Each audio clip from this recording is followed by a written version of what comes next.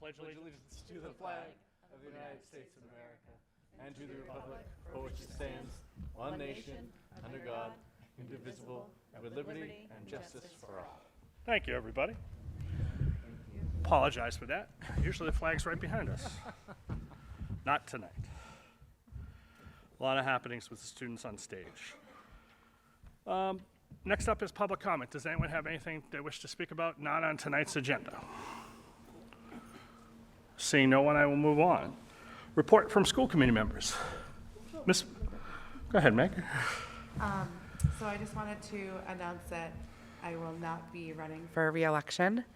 I want to thank everybody on the board for making me a better educator, for making me a better parent, for making me a better town member, and just educating me in a lot of things that I didn't know in the field of education. I want to thank the members that are no longer here that were a part of the board since I've started. And I'm going to miss you guys, and I've really had a lot of fun, and I've learned a lot, and so thank you to everybody. Thank you. Teresa, go right ahead. Well, first, thank you, Meg. I think this was six years for you, so I spent the last 3 with you, and I've appreciated my time. And I just wanted to touch briefly upon the budget, since I was on the budget subcommittee, and I will not be present for the actual presentation on March 2nd, as I will be away. So I just wanted to thank Superintendent Lyons and Zeke and Sarah for all those hours we spent. I'm proud of what we're putting forward, so since I won't be there that night, I just wanted to say that tonight. Thank you very much. And thank you too, Meg. We appreciate it. I'll miss you. You were but not that far, because you're 2 doors away from my house, so that makes it easy. Any other school committee member have anything they wish to bring up? Seeing none, then I will move on. Nate's not here tonight. Nate had sent me a note. He's at track meet, so we all wish him well. And I'll turn it over to the superintendent's report. Superintendent Lyons. Thank you, Chairman Young, members of the school committee. We can pull up those slides. I will open my report tonight with talking about incident response. And I want to just make sure that moves and we can begin. Okay. I brought this item in conjunction with the school committee this week because I thought it would be important to talk a little bit about how our district responds to incidents of various kinds. I think sometimes it is helpful to hear about what drives decision-making, what drives communication, what drives kind of what happens behind the scenes. So it is always our goal for all 5 schools to run smoothly and without the need for additional contact. Right? The basic premise is that our children come to school here every day, they return home every day without incident. But occasionally we do need to communicate about things that occur during the day, outside of the school day. And the reason that you hear from me specifically, but the rest of the leadership team, is a direct effort to be transparent about what's happening in our schools. I recognize that's a newer perspective for our district, and I'll talk a little bit more about that later in the slides, but it's important for you to know that one of the things I have been hearing in my entry plan collection of data is a desire for families to feel better informed about what's going on. So the communication that occurs is in direct response to that desire. Hey, can you let me know what's going on? Can you tell me? I'm a parent that wants to be in the know. With over 500 faculty and nearly 3,200 students in our district, it is important to understand that many things happen every single day, and many things are humdrum and not influential at all, and occasionally we do have things that occur that I think necessitate communication with our community. We represent the largest department in Middleborough, so as a result, and statistically, things are going to occur both large and small. There are, I just want to make sure this is advancing, different types of incident, and I want to kind of talk about that word, right? Word choice matters. How I communicate with the public matters. The tone that I try to create matters. And not all incidents are equal. There are many times that the communication, earlier this year, we had paving that was going on in the community. Okay, so that was an informational. It really had nothing to do with the schools, but for the fact it was going to impact transportation and getting children in and out of the school, in addition to faculty and staff that were also in our parking lots. There's going to be time where there's community action. We have, an active police department, an active fire department, and those organizations are by our school campuses. So sometimes there's overlap with what's going on in the community that necessitates communication.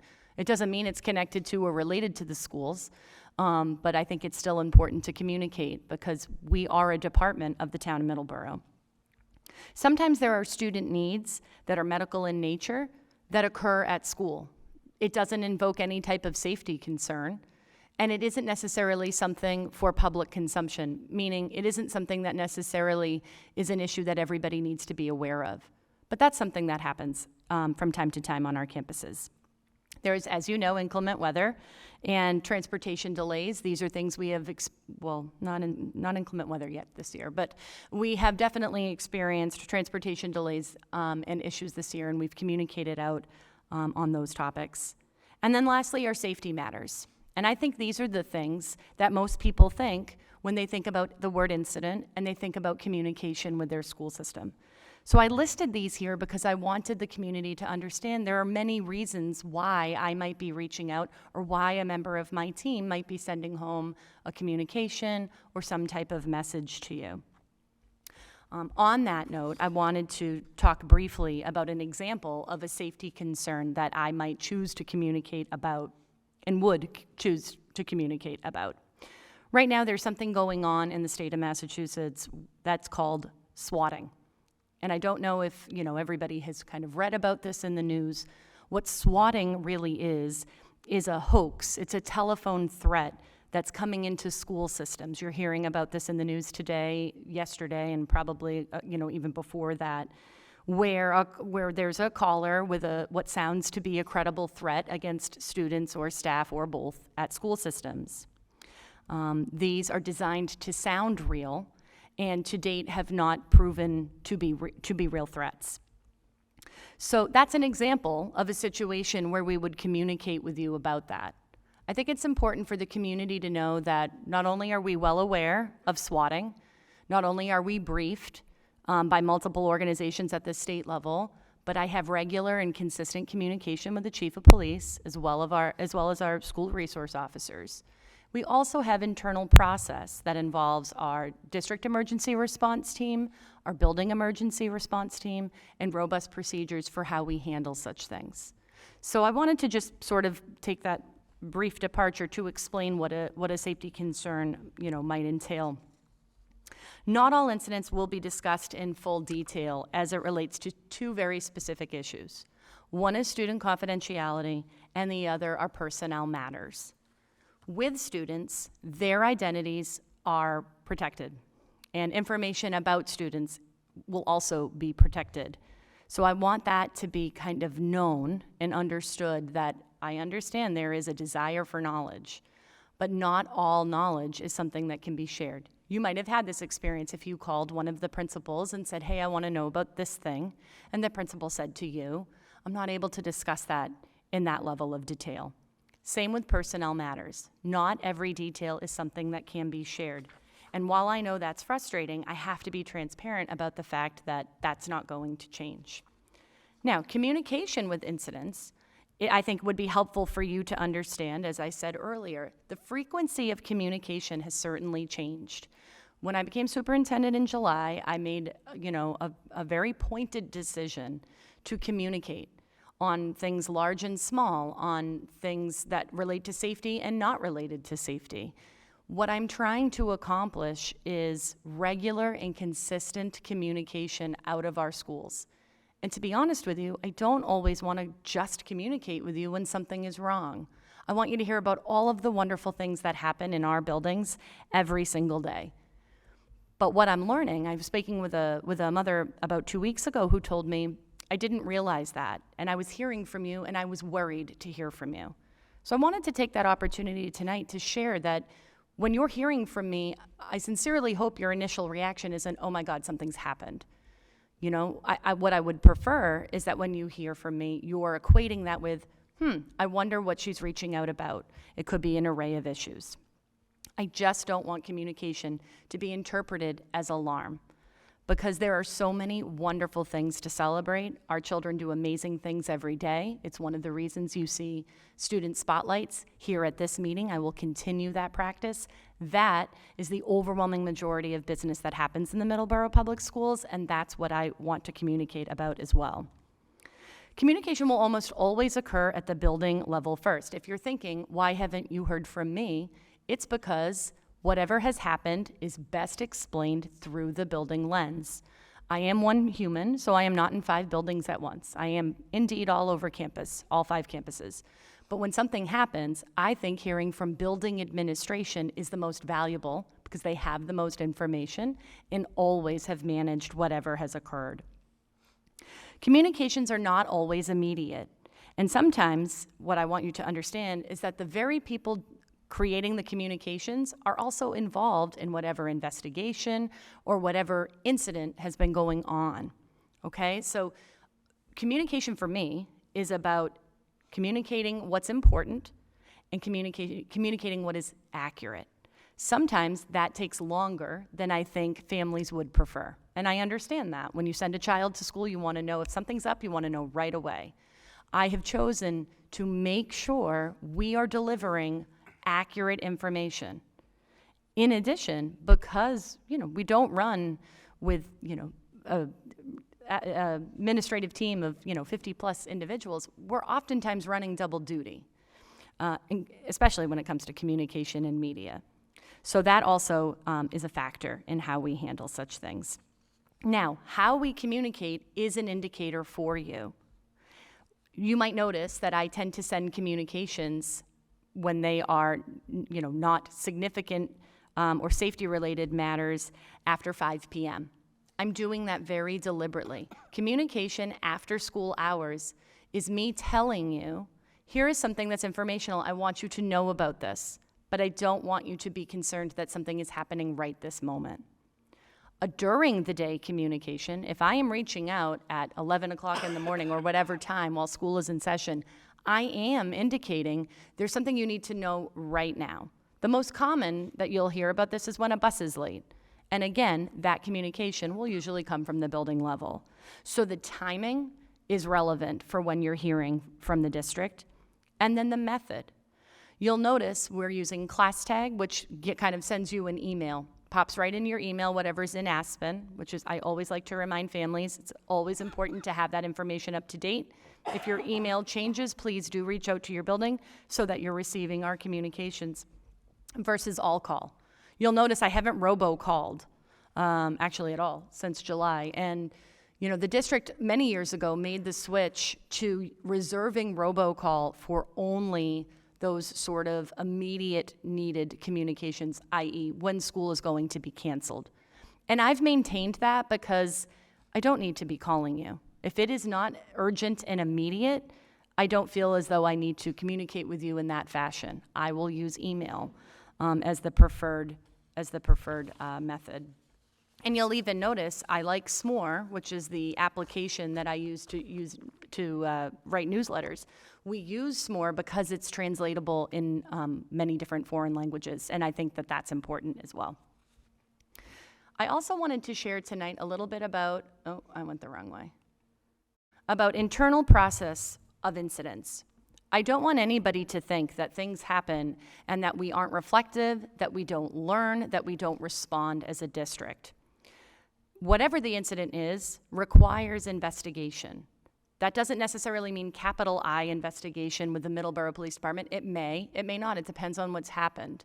Either way, your administration gets involved to determine what exactly has happened. And investigations take time, particularly when it's done accurately and thoroughly. That often means talking to different stakeholders. It could be multiple people. It often includes talking to parents. If it involves children, it could involve students. There's just a lot of different pieces that go into that investigatory practice. If an incident does warrant that outreach to police or a different state authority, the school handles this contact, and we cooperate with authorities at all times. We have wonderful relationships, not just with MPD, but with MFD as well, and that won't be changing anytime soon. If the incident concerns faculty and staff in our district, if it's something that's not related to the community, is what I'm saying. We always conduct a digest or a process, a complete and thorough process of the incident from start to finish after the fact, almost like a postmortem, autopsy on what's happened. We look at the incident. We look at our response. We're looking at our communications with the community, and we're asking questions like, did we like how that happened? Did families feel like they knew? Did we like the tone of the message? What was the result? And I think it's important that you understand that reflective practice is something that is happening all of the time. Sometimes when we do our incident response or our incident digest, things change. We might change our procedures. We might have to go to school committee and change a policy. We might have to have additional clarity of roles and responsibilities. That whole concept of who's on first, who's doing what and at what time. This is what reflective leadership looks like, and it's something that's very important to me that we do. We oftentimes engage with training or professional development, or we look at a situation and say, you know what would help is if we did the following. These are things that have happened all along, but are happening right now. The lens is always improvement focused. It's not an opportunity for blaming or finger pointing, and I know that that's natural too. But if the concept is to improve not just our process, but our communication, the focus always has to be that we can improve. It's the very message that we would send to our children. And then lastly, we have consultation with outside partners. Sometimes what we're dealing with is something that we can all look at each other and say, we're gonna need some extra help. And our teams are good at doing that as well. You'll find this process in all 5 buildings across the district. I wanted to talk a little bit about confidentiality and personnel matters. I was talking about this earlier. As I've said so many times, I'm a parent myself. I have children in the public school system. I know the world that we live in. And we recognize that when parents and caregivers are scared, they want answers. And typically the answers you wanted yesterday. I know this emotion. I know this reaction. There will be times when we cannot provide information to the specificity that is desired. And I ask for your patience in that manner. What I'm asking for at that moment is trust. And I understand that trust isn't just given, it's earned. And my goal is to build that trust with you. Regular and consistent communication that you can rely on is one way we can build that trust. But I want to be upfront about that. I do want families to not assume information, and I know that that's particularly difficult in today's world. I also want to caution our community to not seek information on social media. None of us on the entire administrative team will ever post information on Facebook with something, that relates to an incident that happened at school. That is not going to happen. And whatever information you're reading from whatever account that is not reliable. Even if it's some type of parent group or bears our logo, this is something we're going to be addressing. But those are not groups that are endorsed by the Middleborough Public Schools. They're not manned by the Middleborough Public Schools. And while it's tempting to go to those sources and say, this is where I'm going to get information, I do want to just take a minute to kind of caution, you got to be very careful where you're getting that information. I'd much rather you pick up the phone, call a principal, call me, call a director. We are always willing to speak with anyone who wants information. So I wanted to just kind of point that out and let you know where we stand on social media. Now, I had told you, I think this was over the fall, that we would be preparing a family communications guide. And it's almost ready. This was actually a kind of precursor, if you will, to that presentation. Sean Siciliano, who is our Chief Technology Officer and Director of Communications, will be back here with me on March 16th. Our next meeting is going to be we're going to be talking about budget, but the following meeting will be coming to you with a family communications guide. If you remember the SMORE that I sent out about inclement weather, this is going to be a similar format. And what we're doing with that guide is proactively communicating with our community and showing you that this is a priority. It gives you a little more meat on the bone, so to speak, with what I talked about here tonight. I think it's information about communication. Instead of just assuming that you know our intent or that you understand what's driving it, this is something that we're doing to kind of spell out our decision-making process. And I wanted to just share that it's not just this is work that happens in a silo or, by any one person. The entire executive committee is kind of, involved in this work. It's part of our ongoing work. And it's something I look forward to bringing to you shortly.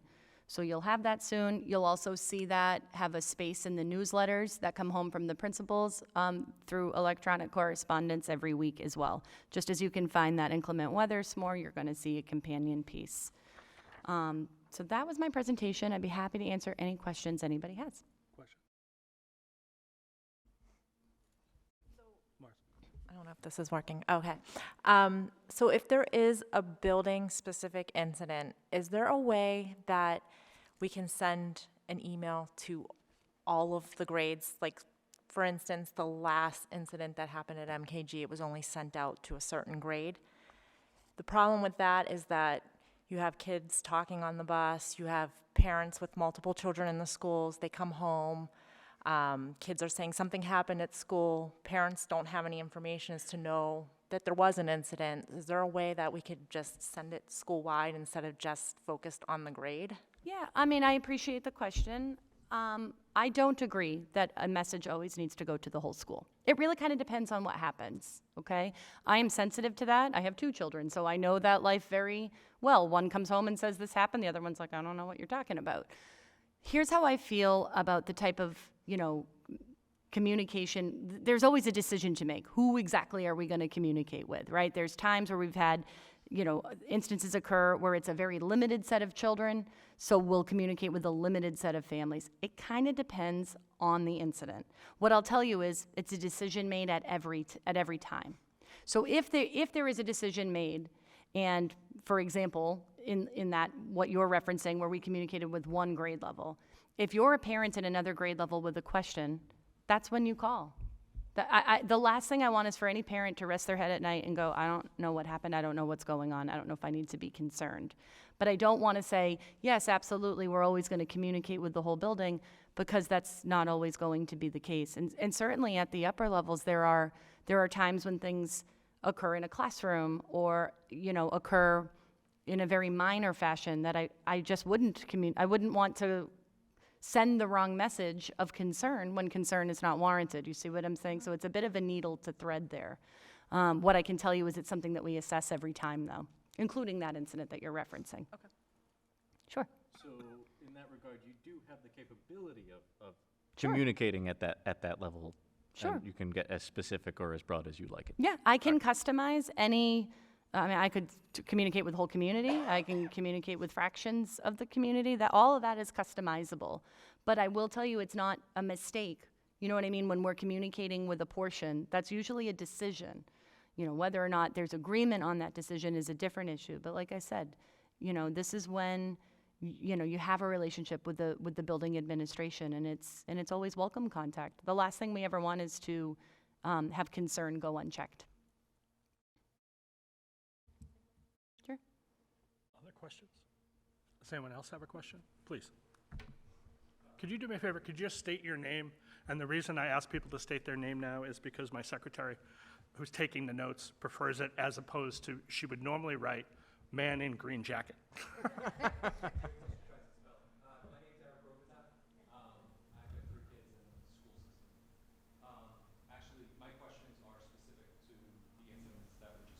Brought up the 2 incidents, 2 children in that MKG school system.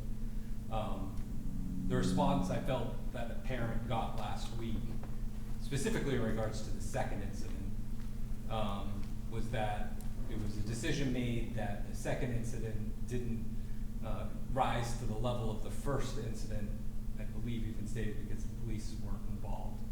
I want to start off by saying, in 14 years of parenting, I've never laid a hand on my child. It is a minimal expectation for a parent. When we send our kids to school, no one in this faculty will touch our children.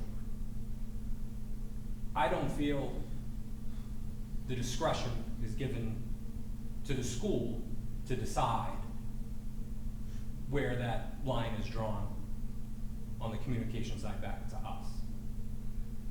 My children, when they went back the day after the first incident, we were sent an email that said that counseling would be available for any child that needed it. Not only were the children not directly offered it, my two children, along with their friends, were specifically told in the lunchroom, you are not allowed to discuss this incident. That is completely counterintuitive of the message that was sent out. Last week, the parent asked some very poignant questions that, whether it's going to be tonight or down the line, this board needs to answer. Which are, what short-term controls were put into place after the first incident? Were these employees that monitor the lunchroom provided additional training after the first incident? What background checks are done on these employees beyond a normal query check to assure us that they are qualified to be in that position and to deal through the frustration of a very loud lunchroom that I understand has to be complete chaos. I get it. After the first incident, I do not understand how a decision couldn't have been made to put other employees in that lunchroom beyond the lunch monitors that were working there. For a second incident to occur of a child being touched, whether it's rising to the level of an assault or anything, to me, it doesn't matter. Nobody in the school system should be touching our children out of frustration. So all of this communication presentation sounds really good, but this specific incident, we should see this being implemented. And I understand that there are investigations involved in some of it, and we as a community, we understand all that, and we want it to go through the right channels, and we want the right follow-up done, but there has been zero communication from the school system since the first incident almost a month ago.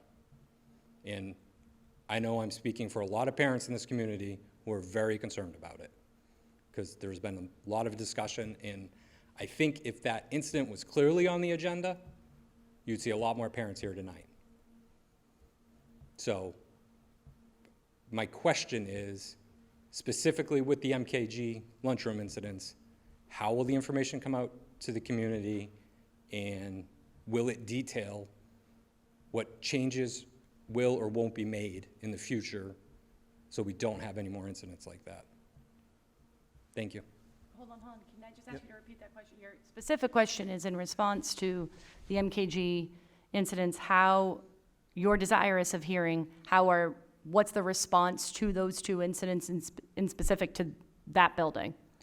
Right, not specific to employees, children, nothing Sure. like that, but specific to what retraining education is being done for these employees. Are background checks being done to assure these people should be in this situation? And you know, what's the short-term answer and what's the long-term answer from the committee? Yeah, so, well, I mean, I can tell you right out, anybody who works for the Middleborough Public Schools has a Corey check. They do, and I'm the one that reviews the Corey check, well, as of July 1st, okay? So every employee has a background check. And we also fingerprint all of our employees as well. So those are two procedures that occur above and beyond an entire hiring process, okay, which involves, recommendations, resume, calling previous employers. There's an entire packet of information. But the thing that you referenced prior to that, which is that, in your opinion, the community is desirous of more information, my response to that is it sounds like another communication is needed with the whole school about response to these two incidents from the lens of that building. Because I can share, there's not only been additional training, there's been additional oversight placed in that cafeteria. I was actually in that cafeteria just last week. I'll be back this week. So there is a host of things that have happened. And I think that communication is something that I'd like to put together and provide to the whole school community. Since what you're expressing is that there's many people concerned about this, then, I think the building administration would be happy to talk about some of the things that have been put in place. But the incident response protocol that I was just talking to you about did occur with both of these incidents. And it absolutely looks like a meeting. In fact, one of the meetings occurred we had a professional development day. And that meeting did occur to kind of go through what had happened, what did we learn. That was after the first incident. And then there was another meeting after the second incident. So it's not just words on a page. I don't know if that's comforting or not, but that process did occur. No, and I guess what I would say is in regards to the second incident, the decision to be made to send it only to that grade, I don't agree with. It was a bad look. It really was. It looked like we don't want everyone to see that a similar incident happened at the same place. That it was perceived like that. Sure. Widely throughout the community. Well, and I would say when you're dealing with those communications, that kind of stuff should factor in that, I get it and take your word that it wasn't the exact same thing in varying levels. But to me as a parent, once again, it's still a faculty member touching a child when they shouldn't. Regardless of the level of it. So to me as a parent, I want to know that, this has happened again, but these are the steps we're doing, and this is how we're ensuring that it doesn't happen again, and that there are going to be the right systems in place so that we can do our best. And I realize you can't stop everything in the world from happening. I get it, but it seemed to me like it really missed the mark on, these are very similar incidents, very close up together. And when you send it out, I'll say this, if you send it out to 4th grade and not 5th grade, everyone's going to see it anyways. I don't understand why the decision would even be made, because we're pretty, as big as a community, we're a small community as well. Sure. So that's... Well, one of the pieces that I mentioned last meeting was that the incidents aren't the same. They're not at all the same, actually, which is why the response from the district wasn't the same. And you and I may disagree about whether or not that should have been communicated in the way that it was, but what I'm telling you, what I'm sharing tonight, is the response is an indicator of the size of the issue. So I'm not expecting you to agree with me, but I offer that at least as a reason for how decisions get made. Okay. Good. Thank you. Thank you. I also want to add, too, that Corey checks are done on all workers who enter this building, not our own workers, but, for example, people who do construction projects in here, things like that. They have to pass Corey checks that have to be approved by the superintendent's office, too, And volunteers. and volunteers. Mr. Chair? Yes. Just in my experience, Corey checks for educators is actually deeper level. So Meg knows this. If you want to be a teacher or a staff member in a building, your level of Corey check is actually a lot farther down than just a volunteer. So that piece is important, but it doesn't take away from the fact that anybody can do harm to any child at any time if they want to. So the duty is to provide that training. And, Superintendent and I have had this conversation, and I agree that the concern is valid, but I'm pleased with your feelings and how you want to respond to it. I think that there's work to do. I don't think that we should be acting like there isn't, but as long as, we're open about that and transparent that things are going to happen at times, we're not okay with those things happening, and we're going to respond accordingly. So, I think that's all you can do, is when something happens, evaluate it and move forward and try to train better if that's what happens. I just want to add a piece. Following up on, I think it was Mr. Robitaille's response, I guess that's my concern with the whole sending it out to the entire building versus a certain grade. I understand that you don't want to do that in all incidents, but I know that it's a want to have parents to feel comfortable coming to an administration if they have a question.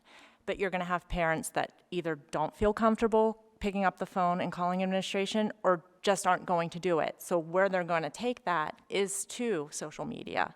The very thing that was in the presentation we don't want. And that's the problem, is that a rumor mill starts, and then you don't know what's true. And then I think it just makes parents even more uneasy, because then they don't understand what's being talked about because they didn't receive communication.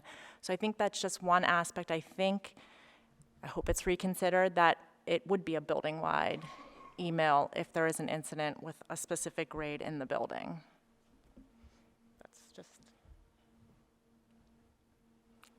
Other questions? Thank you very much. Okay. My next item is a student services update with Mr. Kevin Avatable. So if you want to come to the table, this is our Director of Student Services. He's going to be presenting on a few items tonight. And I believe he has a PowerPoint. I don't know if I need to get rid of mine. I think it'll be switched out.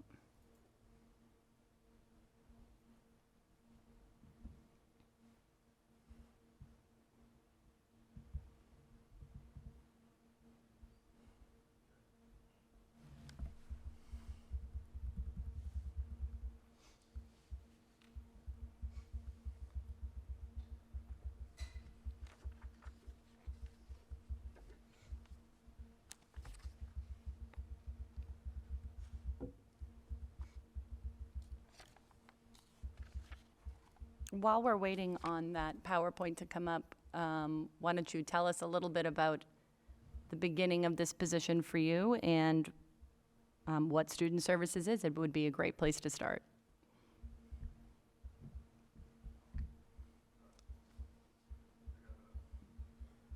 You got him?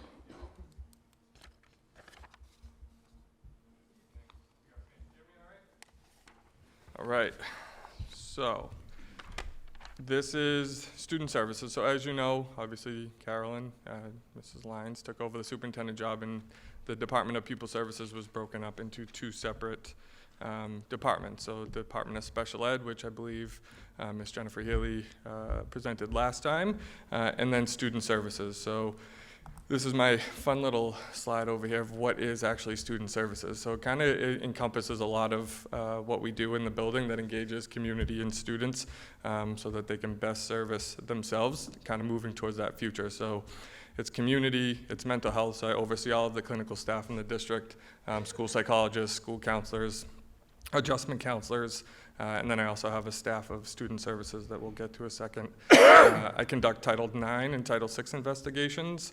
And I oversee the social emotional learning portion of it. And I did want to just touch upon what social emotional learning is, because that has become a taboo word. It's become something that people have different opinions of what it is and what it isn't. Typically, when somebody says this is social emotional learning, this is where I give you I look up a definition from Castle and I kind of repeat what it is, and that we just kind of move on. Like my version, I was hired as a coordinator of social emotional learning. Quite honestly, I didn't know what that meant. Social emotional learning, like I've been doing it my entire career, and it's just something that's embedded into natural good teaching and best practices. So I don't believe it's a curriculum. I don't believe it's something in addition. I believe that it's embedded in what we do every day. And it's not a new concept. I'll date myself here a little bit, but my graduating class was the first class that MCAS became part of the graduation requirement. And during my time at Middleborough High School, when I graduated here, in that time, the response was that we cut home ec, we cut wood design. Over the course of time, we cut DECA.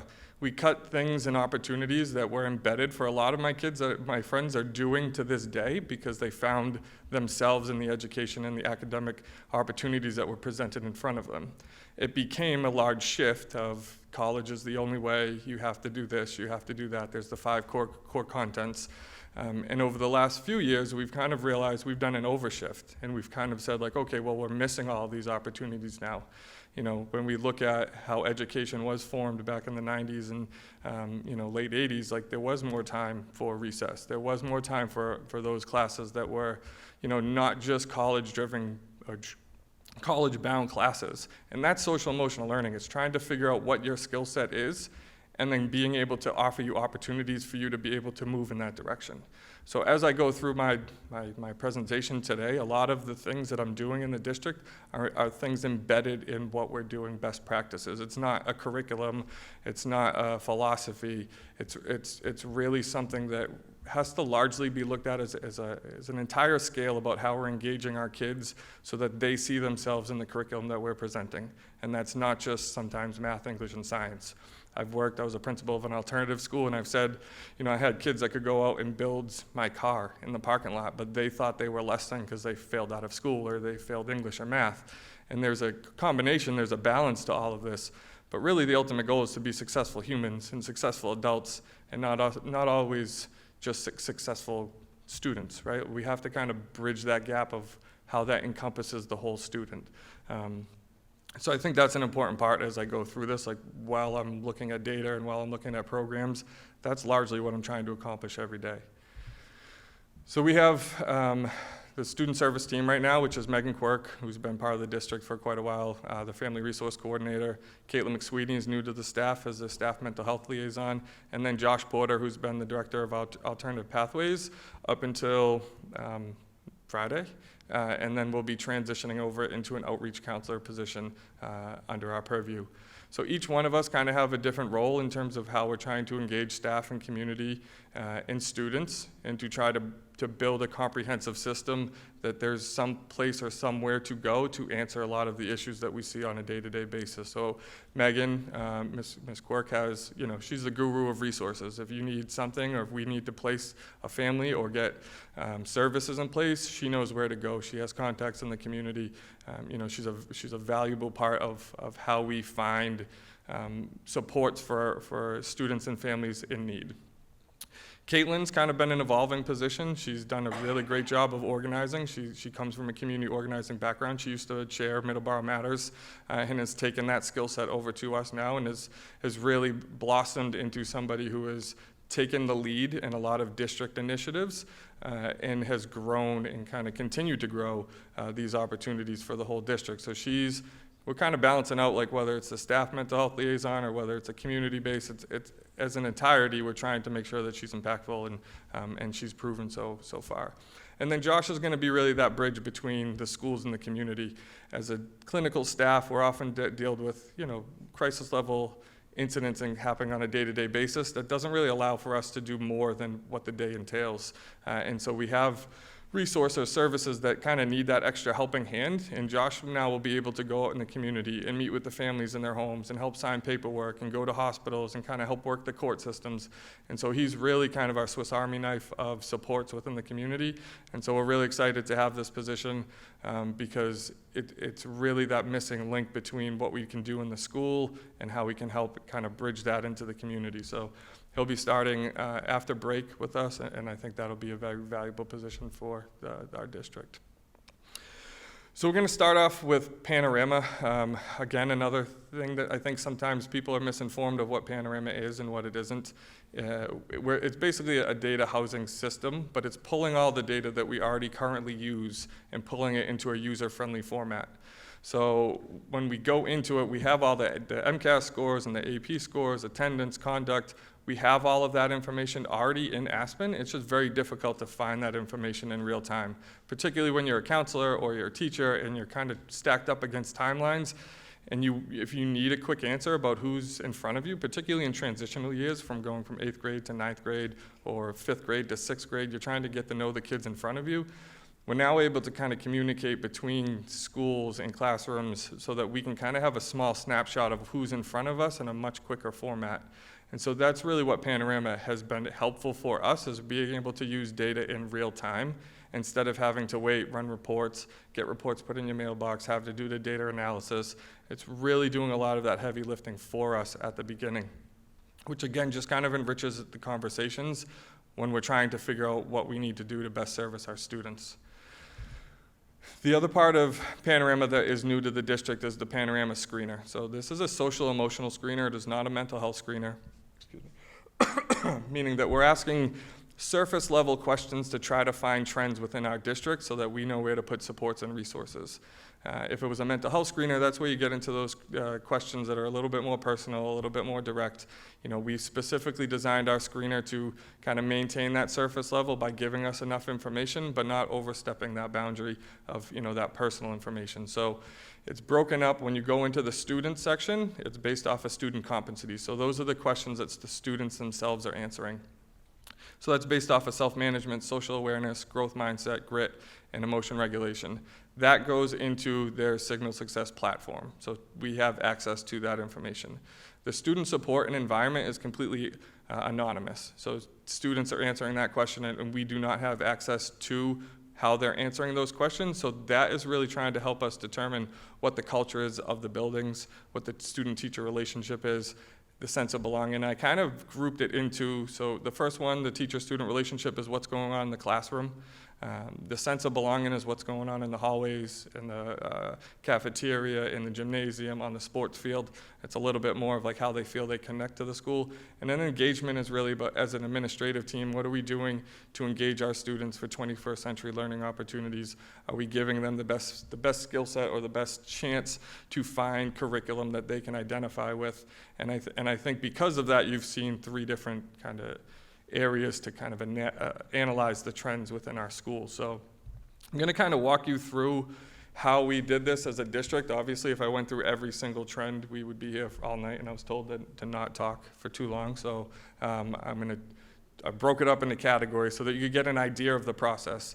When people look at data, specifically when there's a lot of data, they tend to look at the questions and the percentage, and they base it off of whatever that is. So they may see 50% of the students in this category has low self-esteem, and that becomes the trend. And so I met with all of our clinicians and our counselors. We have a district clinical team, and I really challenged them to look beyond the specific questions and try to pull out trends that we're getting from that so that the data is a little bit more enriching. So an example of that, I did one for each school so you could kind of get a baseline of what it is. But for example, like I'll give you, at Nichols, one trend that we picked up was there was a lack of empowerment, independence, and having a voice. 68% of the students reportedly struggling to describe their feelings, 43% reportedly struggled to stand up for themselves when somebody was bothering or saying bad things. So we try to tie each trend into something else. And this is helping us navigate how we're doing our RTI groups, how we're doing our social emotional groups, how we're bringing in programming into the school. So instead of looking at, and we do look at individual students to try to give them the needs that they have, but there's also a greater chance of success when we can deal with the system as a whole. So when we're looking at groupings and when we're looking at clinical interventions, if we're able to kind of get similar student profiles, then we can find interventions that are more impactful instead of just guessing. So I think a lot of times, particularly, my past experiences, when you have a lot of clinical need in a school and not a lot of information, you just kind of guess, like, I'm going to do a boys group, I'm going to do a girls group. They could have entirely different needs, but we just kind of group them and pair them in something that makes sense to us as adults. This gives us a little bit more information to be specific with our interventions, to look at the curriculum, to look at what we're trying to deliver, and then be able to be specific with those interventions for the students. So that's kind of how we're dealing with the trends here. And then the other one, the student supports and environment. So, I think the other thing that I think is important to note is anytime that you survey students, like, there's a level of variability there, right? So there's ways to track that within the data so that we know if it's relatively consistent or not within the questions. And I would say that the data that we got from this was pretty consistent throughout each question. So I feel there's still a margin of error, naturally, but I feel like that was relatively representative. And then also at the elementary school level, kids are naturally going to be a little bit more engaged in the secondary level. So you'll see that students at HBB have strong relationships with their students, and they feel respected and supported. 95% of the students in grades 3 through 5 feel their teachers are respectful towards them. But then we can go down and kind of look at, Nichols in terms of the sense of belonging. Students' sense of belonging to Nichols is significantly less than their connection to their individual teacher.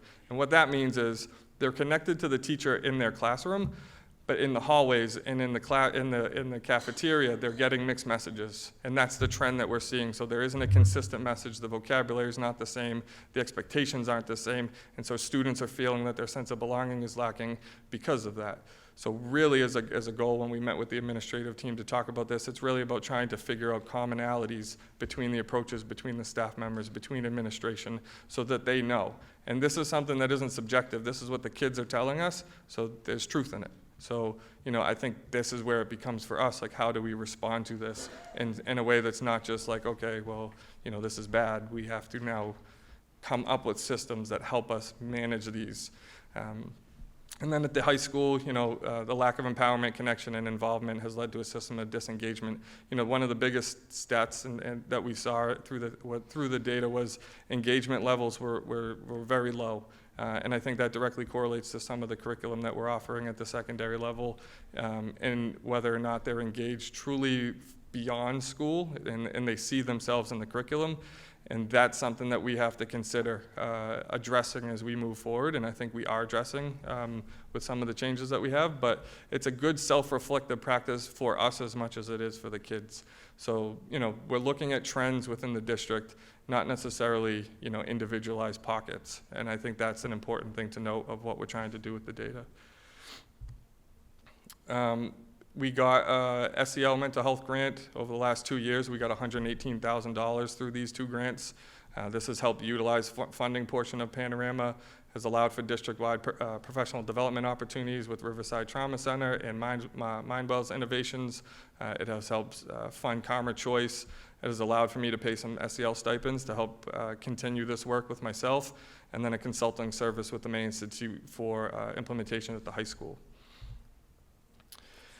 Another big grant that we got was through YouthWorks and Mass Hire, and this is really where you get into the nuts and bolts of what are we doing to handle some of the data that we got, and what are we doing to try to plan for the future. So this is a grant where we were awarded $82,000, a little north of $82,000, to fund a school to work program that targeted a specific high school population.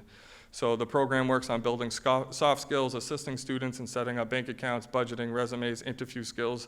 And really what we do is we place them with jobs. As you can see, we have placements at Fitch Farm, Town of Middleborough, Red Lawn and Suds, Borough-Bot, YMCA, Conway House, Robray Construction, and EFC Carpentry. These are jobs typically a 17-year-old wouldn't be eligible to get, but we go to that employer and we say that we will fund the first 300 hours of employment and we will pay for that, to help monitor and help work on these soft skills alongside of the students, with the ultimate goal that the employer will then hire them as a full-time employment at the end of that. And if it doesn't work out, then we find someplace else, or we come up with an agreement where we'll pay half and the employer will pay half. But this is really what we're trying to do in terms of, giving students really real-life opportunity to understand the skills that we're talking about in school actually correlate to real-life opportunities. And so we're able to work alongside with a lot of these employers. We're able to do site visits. We're able to work on some of the soft skills by having a relationship with the employer. If the employer says that they're struggling with accountability or showing up on time or communication, we're able to go back into the school day through our curriculum and address those skills so that they can build without the threat of kind of being fired or just kind of being pushed to the side because they're young. So now there's a bridge gap between the two. So this is something that has been super exciting, super successful. We have 17 students currently in paid employment right now, and we're looking to grow. We've also, because of the success of this program, we did a Nichols Youth Work Junior program where we've been sending over some Nichols students up to the M-Lab, working with Tony Cupie and Lacey Foley, doing similar project-based curriculum where they're learning how to do these skills, so communication, coping, confidence. The teachers at Nichols have noticed an improvement with these students. We've tracked them. We have qualitative data that has improved their attendance, their conduct, and overall engagement. We've spoken to their parents, and they've noticed. We've had students now applying to BP who are otherwise looking, they said they were going to drop out at the beginning of the year. So now they're starting to see themselves in the curriculum and see themselves in opportunities beyond just the classroom that we've given them. So this is something that I think can't be understated, the impact that it can have by offering some of these alternative education models within the school day that allow for different types of learning skills or interest to be acknowledged through the course of academics. So the future of Youth Work, so this year we got paid employment for 20 we actually got approved for 15. We currently have 17, so we're hoping we make budget, but we'll figure it out. Next year, we got approved for 20 students, 20 high school students, but we're also going to be able to do paid employment for the Nichols Juniors program. So they're going to be doing paid project-based learning opportunities through the Innovation Lab and through YouthWorks. So that's kind of a junior program where now they'll be able to get paid employment as early as 8th grade, with the goal that we'll be able to transition and work with them as they go up into high school. So they're going to get early exposure into some of the opportunities that we have at the high school level and see and grow, and they'll be able to go directly into the high school, hopefully with a skill set that they otherwise would not have. And more importantly than that, they'll be connected to somebody and an adult.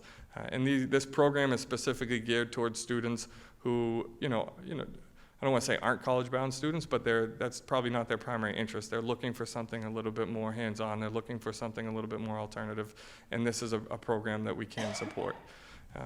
So this is something that I just finished writing the grant. I met with them last week. We got approved, and so we're excited to be able to do this. We also have the peer leader model.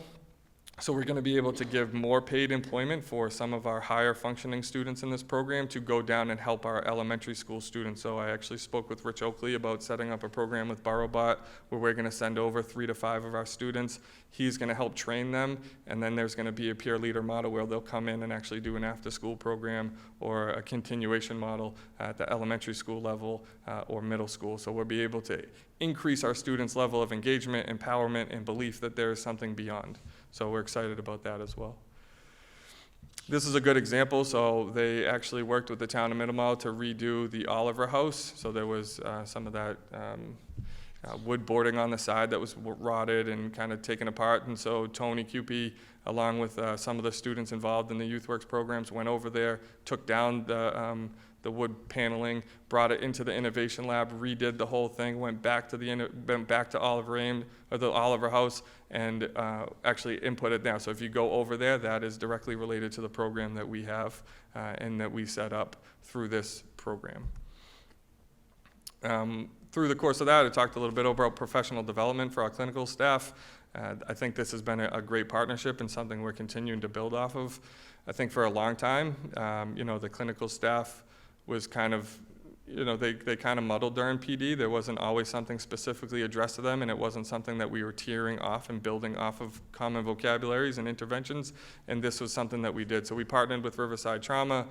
Through the course of this year, we've done professional development on suicide assessment interventions and strategies, understanding trauma, trauma-informed systems, a consultation group where we had like a workshop model where we were able to work on individual basis with our clinicians, fostering resilience, understanding stress in the mind and body, mandating reporting in the Plymouth County response, and recognizing reporting and responding to child abuse. So we're really trying to build off of each PD and grow our skill sets of our school counselors so that we're more prepared to deal with the issues that we face each day. Into next year, we have a partnership with MASCA, which is Mass School Mental Health Consortium, where we're going to continue to work with the comprehensive mental health system, which I'll talk about in a few slides, an evidence-based needs assessment, and then professional development on Tier 1 and Tier 2 for our building and district clinical staff members. We're also looking to do a district-wide threat assessment or safety assessment protocol, which is the PREPARE model, where we'll actually be able to train our clinical staff to then train future clinical staff members. So this one-time professional development will hopefully be able to embed into our program for years to come, because our clinicians will now be trained to train other clinicians, which is a model that we'd like to continue to sustain, because it's a lot easier to do that and have them work with our teachers and have them be the experts. So we're looking to, we are partnering with Melissa Reeves in the PREPARE threat assessment into next year.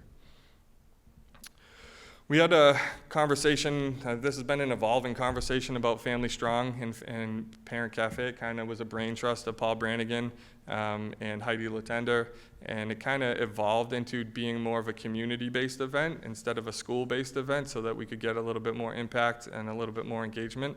So the Family Strong is a new community-wide initiative program for parents and, sorry about that. discuss topics of interest. So the first event was held on January 24th in the Black Box with close to 50 community members. We had 9 community resources available to help navigate systems within our community.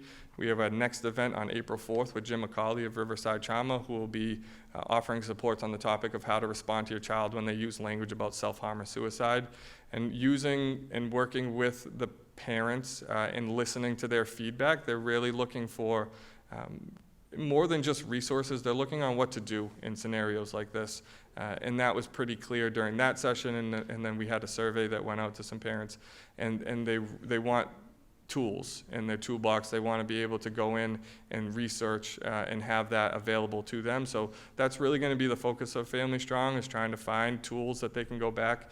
And then the Parent Cafe is an opportunity, is something Meg Quirk and Caitlin are really taking over, and they've been paramount as well with Family Strong, both of them have. But Parent Cafe specifically is going to be another opportunity for parents to come in and be able to bring up issues and concerns and kind of lead that narrative about what they want to see within the school, and then give us feedback on where to go with that information. I think it's important that we're being receptive to, we need to do more of this and less of this. And there isn't a set topic, and I don't lead with the message that my way is the only way. I think that it has to be collaborative, particularly when you're talking about mental health. It is all gray, and so we have to kind of do our best job of providing resources and materials and tools that are easily accessible, that they can go back, and that it helps bridge the gap between some of the services that they're looking for versus the services that are available, because I think we all know that there's a huge discrepancy just between those. So this is another community event that I would love to see continue to grow and get bigger. We're going to plan on, we have one more this year, and then we're going to plan on doing 5 each year, so 1 every month basically through the school year into next year, and that'll be opposite of the Parent Cafe, which would be the months that we're not having Family Strong. So it'll be kind of building off of each other each continuous month. And hopefully the more information and the more buyback and buy-in we get, the better these will become. But the first one I thought went really fantastic, and we got some really good feedback from parents, and that's helping us kind of navigate this next one. This was a picture of that first event. We also applied and was accepted for the MTSS Academy through the state. So at MEC, MKG, HBB, and Nichols are involved in a 3-year MTSS, which is a multi-tiered systems of support, which kind of encompasses PBIS, which is positive behavioral. And so what we're trying to do is use common language amongst all of our buildings. Coming here last year from another district, it seemed like a lot of the schools were doing their own separate things, and they were doing them well, but they're all going to the same places. They're all going to Nichols, they're all going to the high school, and really trying to coordinate efforts so that it becomes a little bit more linear is really the goal of organizing this academy within the district. So you can kind of see we're doing a matrix review and alignment. So each one of those schools now, HBB and MKG, are now working on common language that they're both using at both of the schools, that expected behaviors look the same in both schools. And then not only that, but it's now built off of at Nichols. So instead of it being different spaces and different times, it's now something that is being built off of each other, which is the ultimate goal.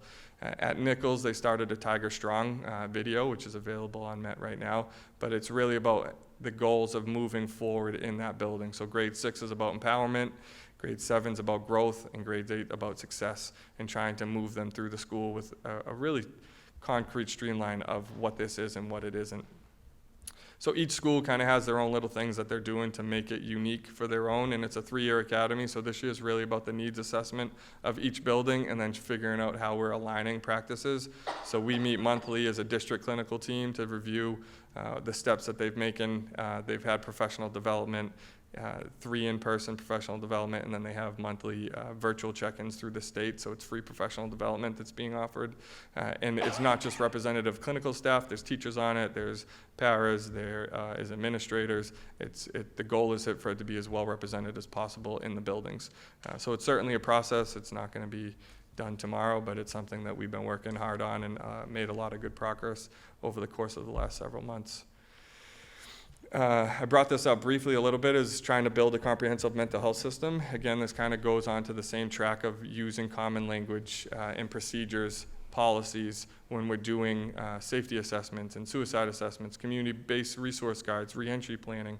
You know, I think for particularly our most at-risk students or the students that we see a lot during these sessions, it doesn't help if each clinician is doing their own system or their own intervention, because it's easier for them to feel safe when they know what's coming and they know that the verbiage is similar, they know the process is similar.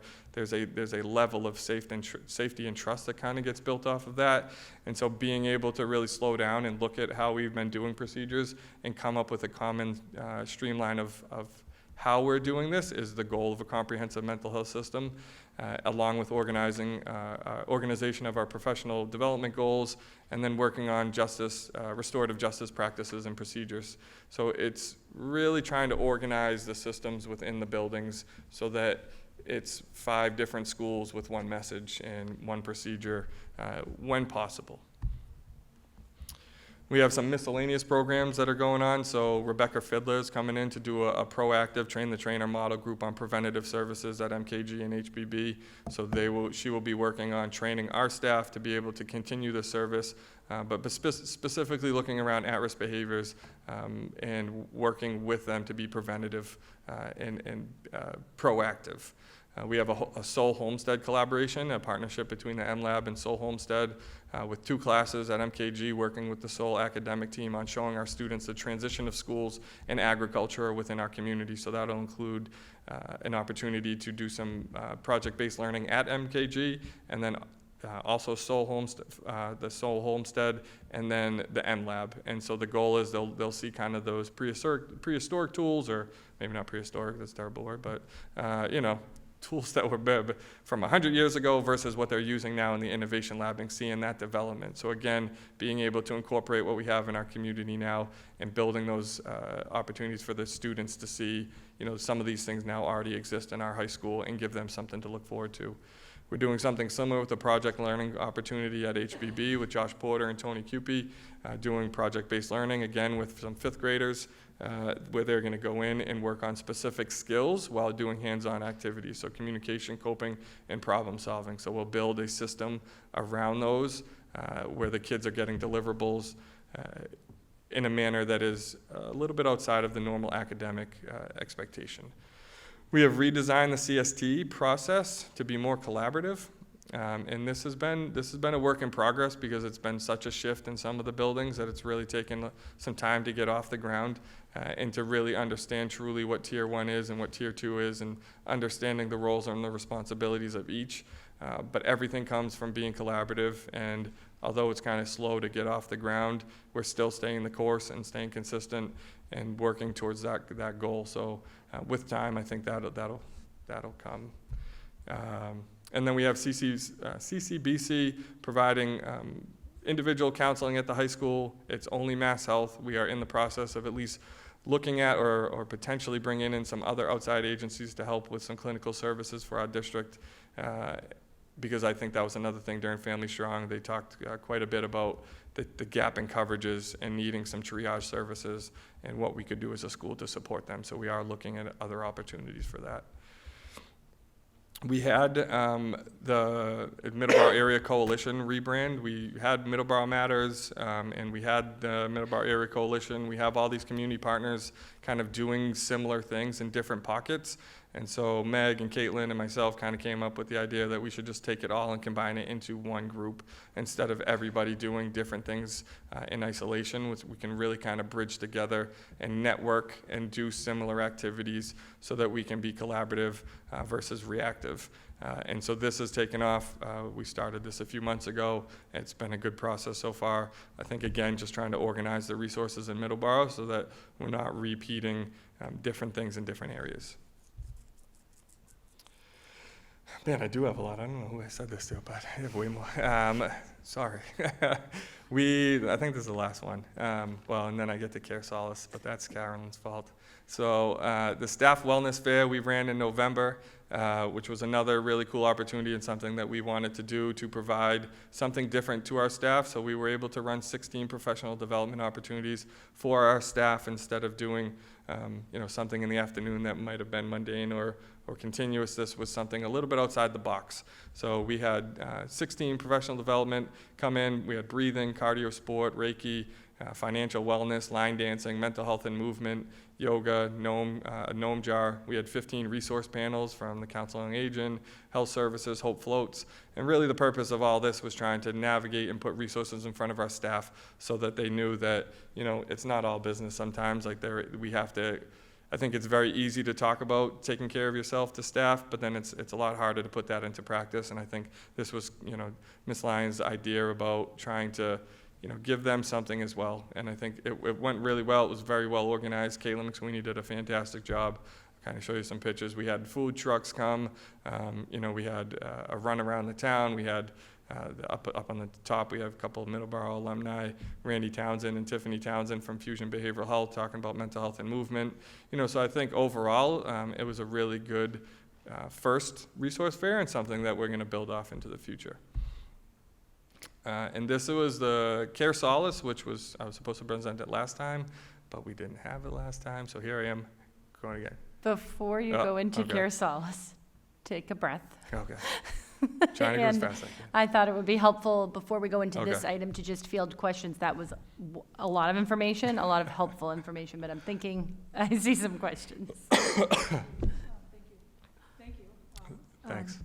Tons of information, but a couple of things kind of came out to me regarding the panorama, first of all.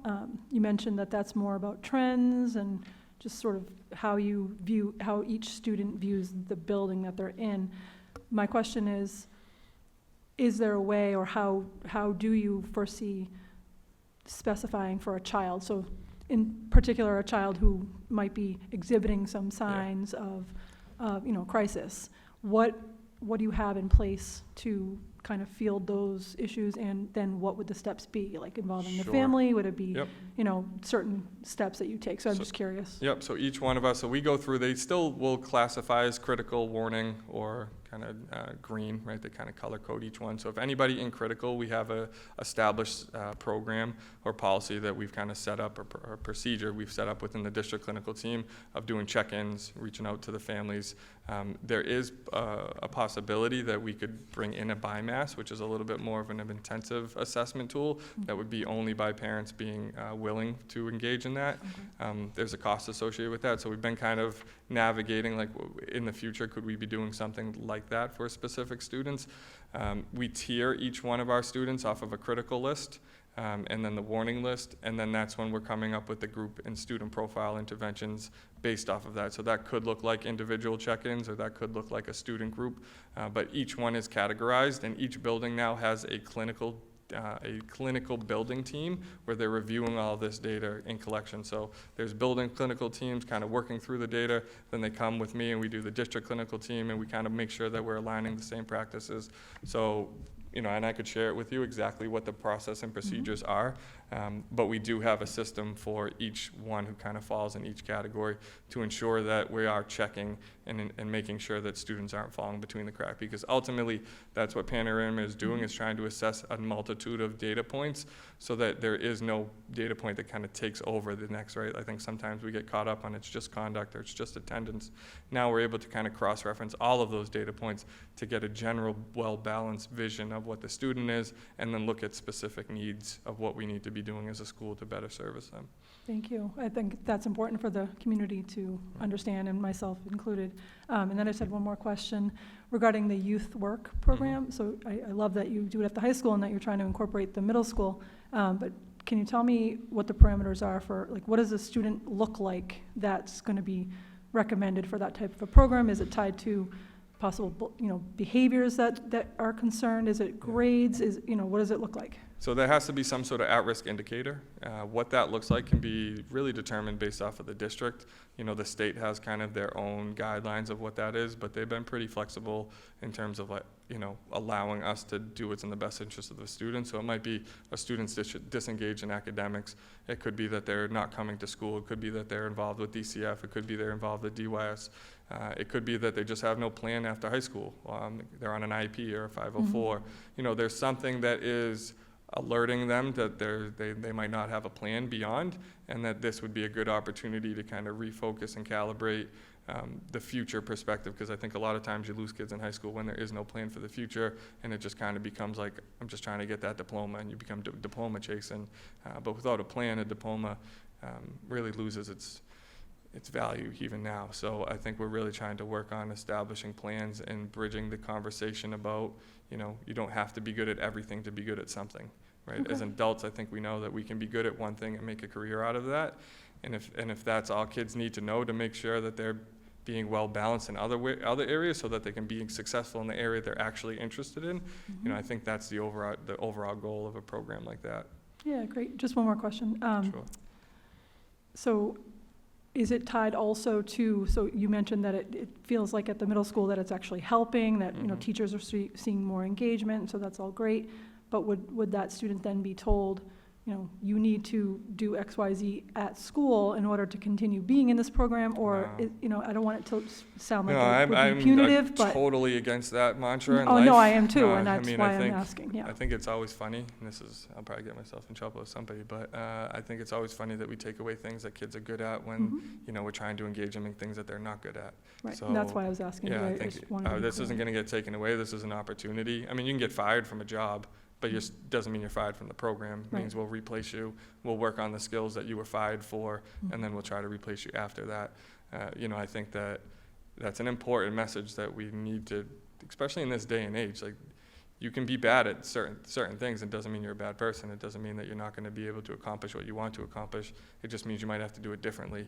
And allowing students to have that level of failure and still have opportunity, I think, is important for them. And particularly when we're talking about jobs that, things that we take away from them that could turn into employment. Right? If I'm taking away a job that they could ultimately make money and a career off of because they're failing math, but they hate math and they're never going to be a mathematician, it kind of defeats the purpose of education, right? Like, we're trying to build successful 25-year-olds. Like, I don't really care if you're successful at 15.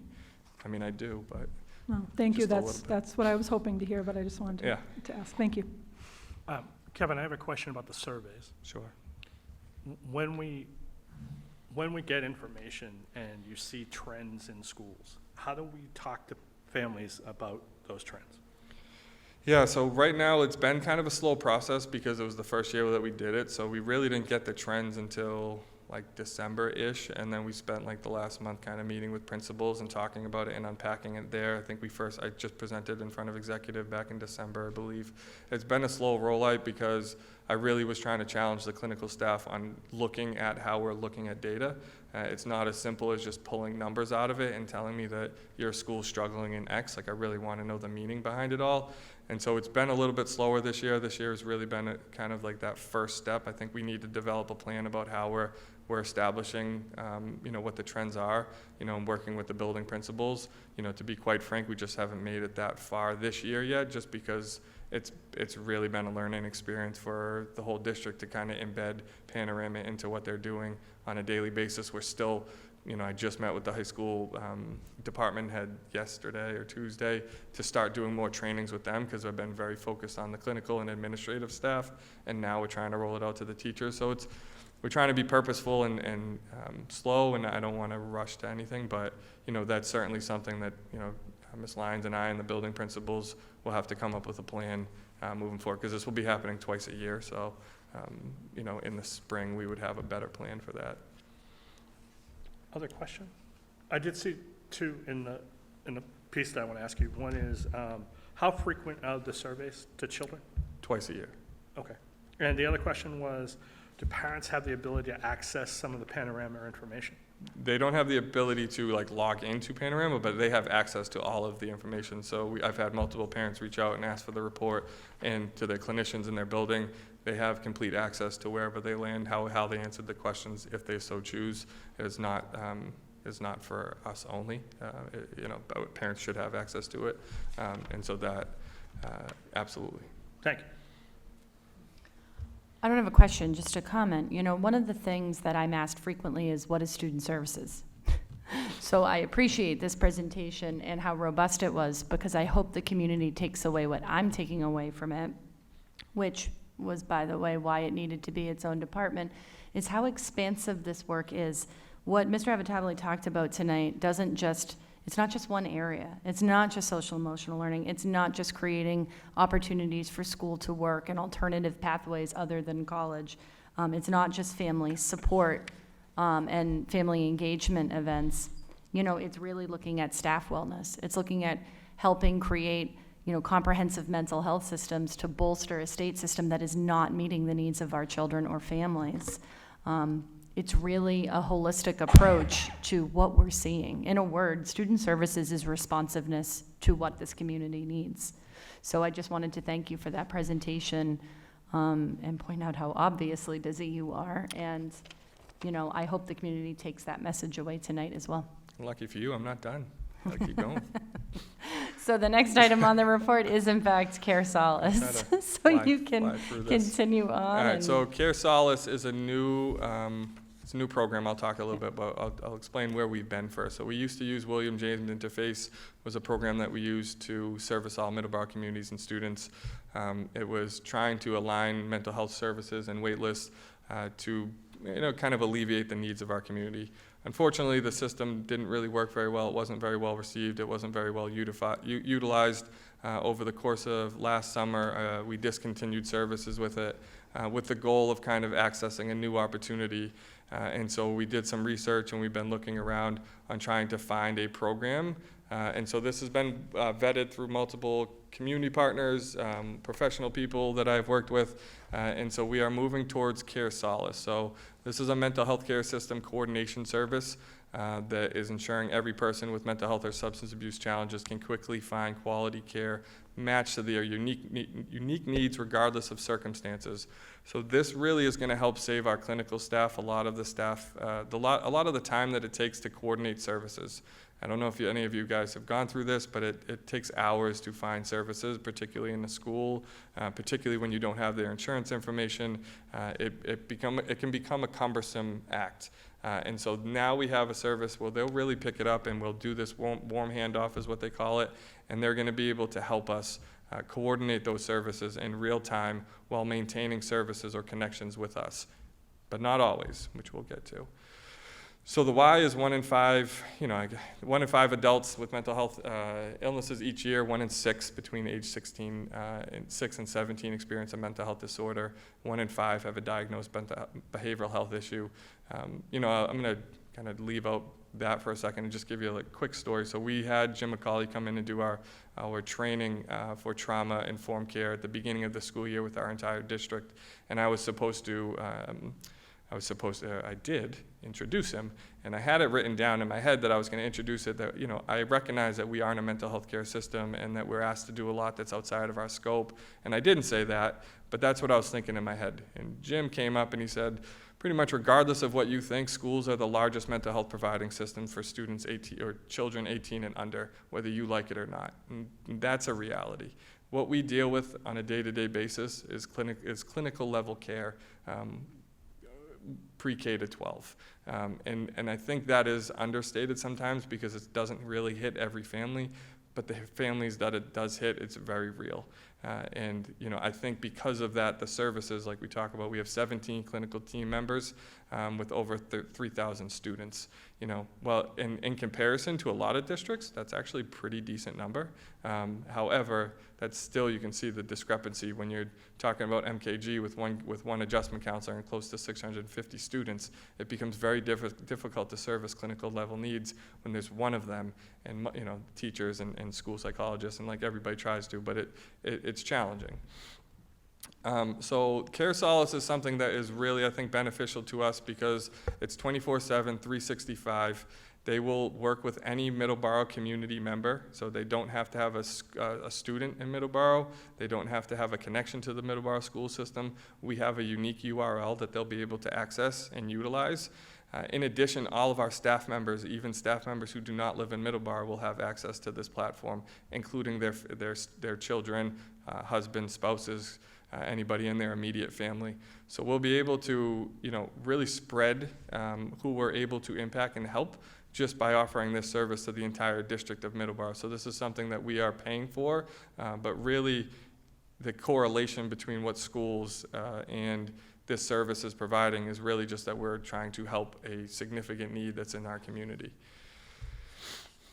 The impact utilizing care service will,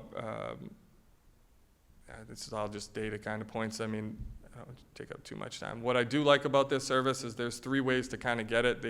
Families can individually reach out to this program through our own individual URL.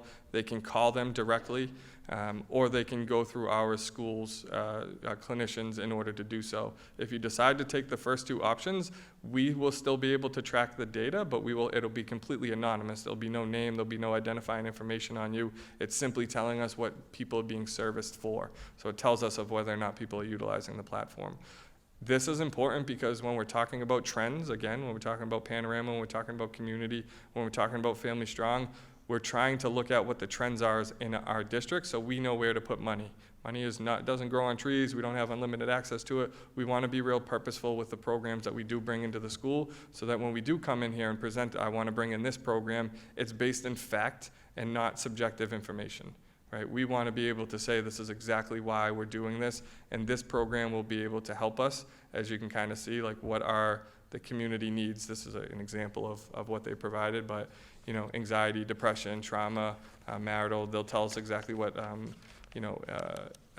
insurance providers are being used. But like I said, unless the families decide to go directly through us, we won't have access to that. So it is anonymous, which I think is an important part because not everybody's going to want to come to the school and they don't have to. So there is a communication coming out about this program tonight from Sean Siciliano and the Middleborough Public Schools, and then there's going to be continuous communication home over the next week, kind of providing a little bit more information, giving the community access to the URL and the phone numbers, and then trying to push this out there so that people know that it's available and able to be accessed. And that's it. Kevin, just a comment.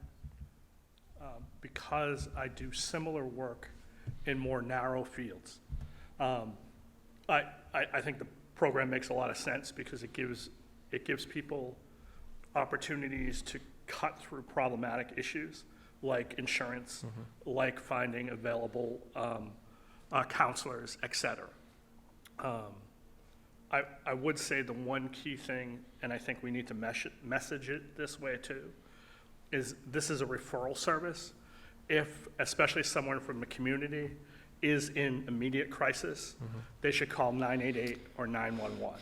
Yes. So in all the communication home that's directed in there as such. So it is a referral-based process, and I think that's important that they know it's not necessarily affiliated with Middleborough Public Schools. They're not getting it's a service that's available that they're going to have to outreach, and if there's an emergency, they need to go through the proper protocol. So that is part of the communication that will be sent out. And I think, again, having dealt with and worked for places similar but different. There is also the process that if somebody called here in crisis, they would be transferred to those numbers. So part of So I that think too, that's yes. important. So we do have 3 contact persons within the district if CareSolace had to get in contact with somebody. So obviously I'm number 1, Ms. Lyons is number 2, and then Jennifer Healy's number 3. So there would be 3 people in case there was something that they had to contact with somebody in the district. CareSolace has our information, but there's also that caveat of they should be calling 911 or, mental health service providers that are. And I would also say, again, having dealt with similar places and also dealt with William James Interface, the William James Interface was much more clinically focused if you called up, as opposed to sort of a consumer-friendly focus for an outside firm. Yeah. Does that make sense? Yeah, absolutely. Okay. And this will be able to, So this is a much more collaborative process as well. So we'll be able to track if they decide to go through the school. We'll be able to see exactly where they are, and the families are. Even if they don't go through us, they'll be able to see exactly where they are in terms of the referral process. So it's all there's nothing hidden. So they're going to be able to kind of go along with it and see and be along for the ride and not just kind of be waiting. Thank you. I think it's a great idea, and I think it's the next step. I mean, Yeah. we signed on to the interface because it was part of a gift to us to do that, and this makes sense to move forward in a different direction. I think that would be more community-focused and provide more opportunities for the whole community. And additionally, staff who now can access it because even though they don't live in Middleborough. Yes. Other questions? Mr. Avitabile, thank you. Thank I you. think what I'll just add is that I would say this was the easiest decision I've made since July 1st. One of the things I heard all throughout COVID, I heard from moms, I heard from dads, I heard from grandparents, it didn't matter, was please help me find therapy for my child. I've called, I've spent hours. It wasn't even necessarily about insurance. There were not counselors to be had, and our children were in crisis. What was so attractive about this to me was that it offered families a lifeline at a time when, really their backs are against the wall. So this really was a no-brainer. I did not have to think about it long. Mr. Avitabile found this platform. We had a demo, and we've been hooked ever since. So I'm really excited for this to come online, and I would really like to hear feedback from the community. What I like about this referral system is that it actually follows you all the way through the first appointment and asks questions like, did your child connect with that therapist? If you've ever had a child in therapy, then you can get to the end of that line and that child will tell you, I didn't really like her. So that part's critically important. It really is a full service sort of concierge designed service. And like I said, it scratches a real big itch here in Middleborough. So I'm excited, and please give us that feedback. So thank you. Thank you. All right, with that, I'll move to the next item, which is the athletic winter sports update and upcoming summer programs. Athletic Director Ryan Sylvia will be coming online to talk to us about that. Hello, Ryan. Hello. Thank you, Mrs. Lyons, Chairman Young, school committee members for having me tonight. Kevin, thank you for that presentation. That was impressive. And my presentation is not quite as detailed, but will be equally impressive. All right, athletics department update. First off is participation. This is just for fall sports. So we had, in athletics, we also had some activities that I'm going to talk about. We had, how many do we have here? 1, 2, 3, 4, 6 boys programs, 6 girls programs, 127 male participants, 117 female participants. So it's nice that we have that balance. Obviously, that's required, equal opportunities there. We do have a couple of programs that are not gender specific, like the wrestling program and the gymnastics program. Both are co-ops. In wrestling, we're the host school. We host Old Colony. In gymnastics, we are the guest school, and we are hosted by Carver, but we actually practiced and participated over at the Middleborough YMCA this year. So those are the participation numbers for the for the winter. And then we also had additional activities within the department. Nichols Middle School intramurals with 39, cheerleading 21, high school strength and conditioning with 20, and then majorettes with 18, which are, majorettes is kind of a hybrid. They start in the winter and they go all the way through part of the spring. So they kind of operate in 2 seasons.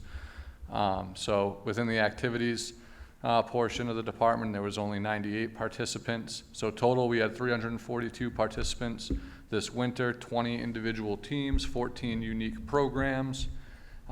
With a participation rate at the high school, we kind of removed the middle school from that participation rate of about 32%.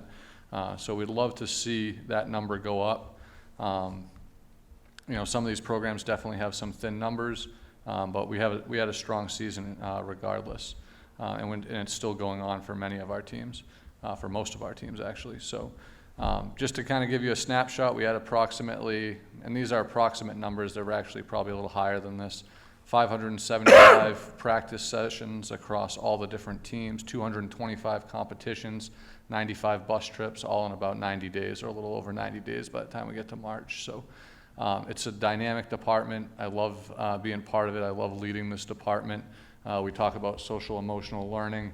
We heard a lot about that earlier, and this is where a lot of that learning takes place, I think, with the teaching that our coaches do, and I get to observe, besides just worrying about buses and officials and scheduling and things like that, I get to observe our students doing the activities and the things that they're really passionate about. So one note on the bottom, Nichols Middle School is going to be offering Special Olympics Massachusetts Unified Basketball this March. which we're really excited about. We were able to get a small grant to get that off the ground. It's a short season. They're going to have a couple of games, one home game, one away game, and meet a couple of days a week. And so that's kind of an addition to the activities portion at the middle school level. Just a slide on leadership. We did have 7 underclassmen representing Middleborough High School across multiple sports, and all 3 seasons attend Diversity, Equity, and Inclusion Summit through the MIAA on January 20th at Holy Cross. Mrs. Lyons and one of our coaches, TJ Smith, actually joined us for that field trip that day.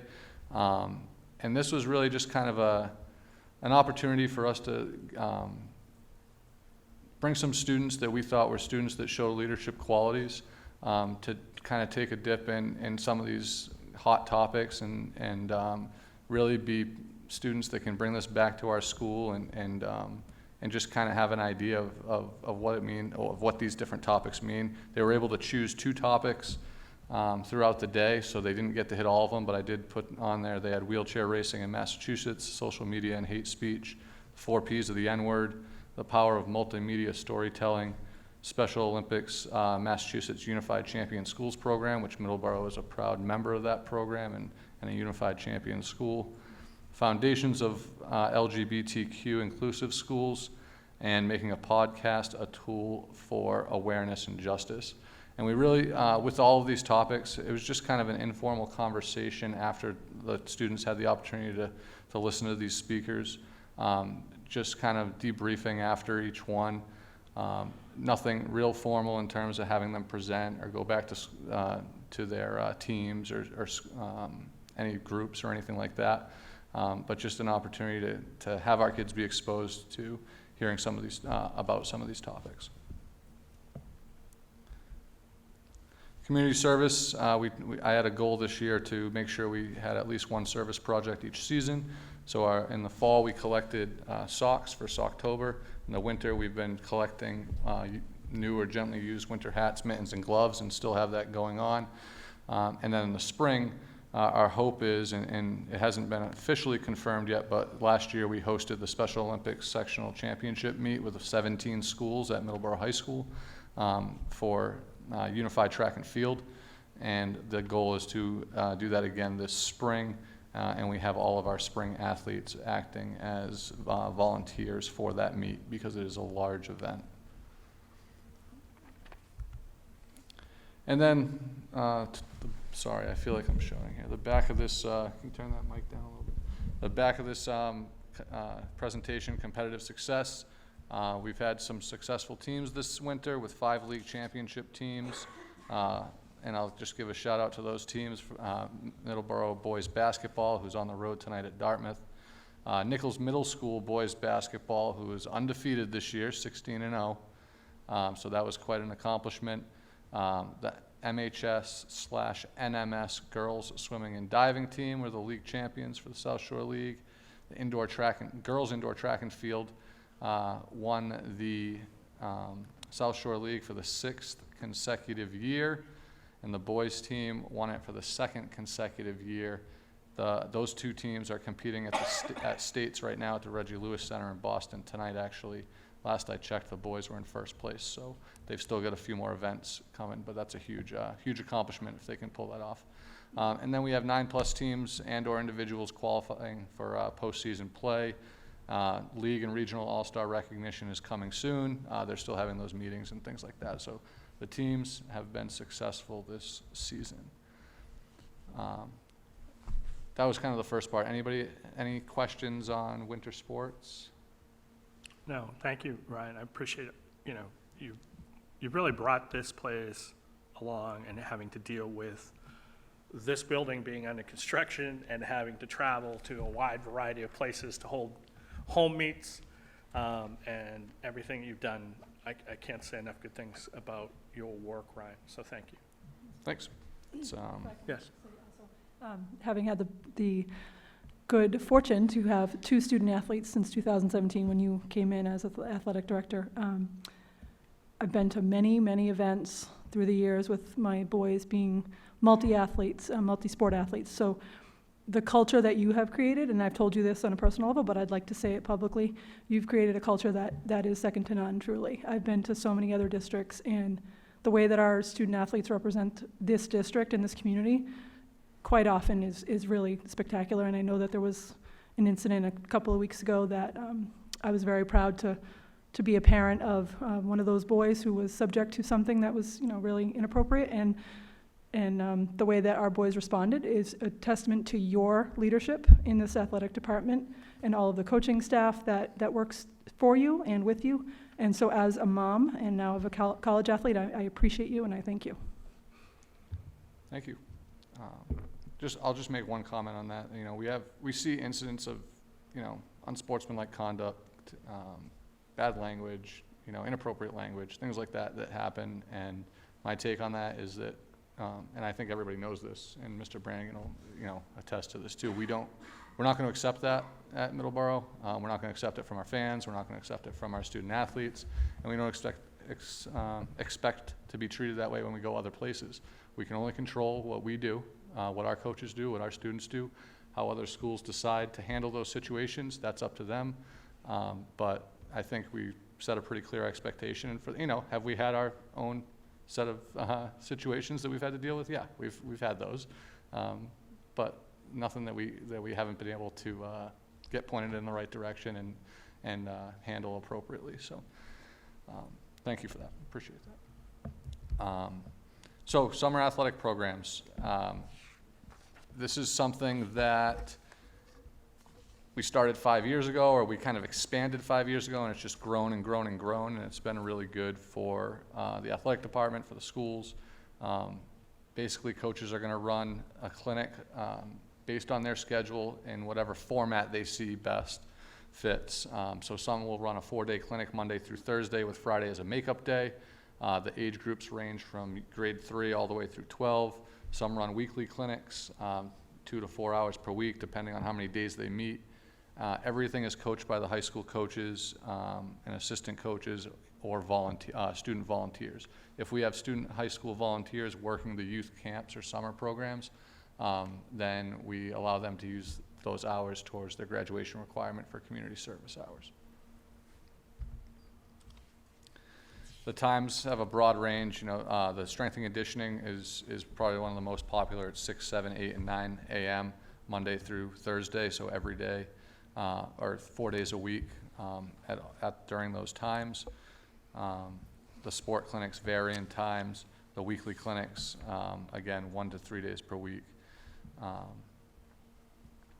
The summer schedule is still being finalized. We expect to have all of those programs published early March when we get back from the break. I think I already put this part in, the age. Students entering grades 3 through 12. One program that I kind of want to highlight, I'll say that in a minute, but the registration and payment is all done through what used to be Family ID. Now it's Arbiter Sports. It's on the school website. Payments can be made through Unibank, so that's linked through Arbiter as well.